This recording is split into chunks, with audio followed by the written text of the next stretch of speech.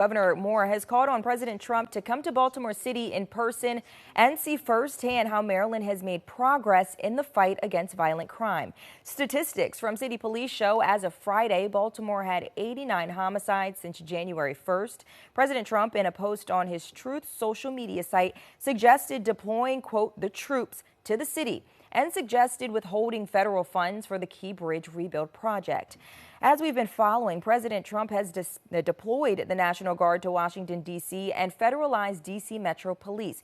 He claims that crime there is out of hand and has also alleged that stats showing crime down in D.C. are falsified. Critics say the president is illegally using the military to occupy the Capitol, and now more cities could be next in line. Willie James Inman reports from the White House.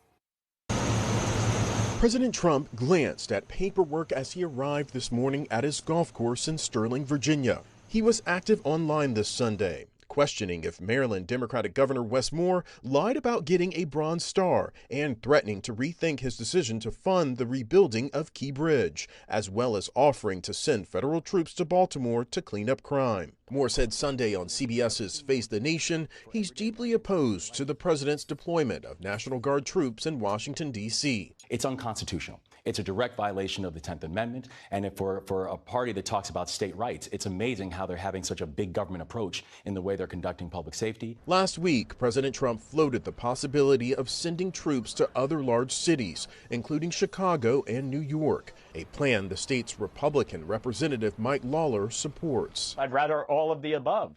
The FBI, the DEA, ATF. Democrats say there's no justification for such actions. There's no basis, no authority for Donald Trump to potentially try to drop federal troops into the city of Chicago. The possibility of deploying troops to more cities comes as federal and local statistics show crime has dropped in the past year. President Trump maintains federal intervention is needed to turn around a monumental crime problem, saying this on Friday. D.C. was a hellhole, and now it's safe. It's unclear how the president will legally support further deployment. Willie James Inman, CBS News, the White House.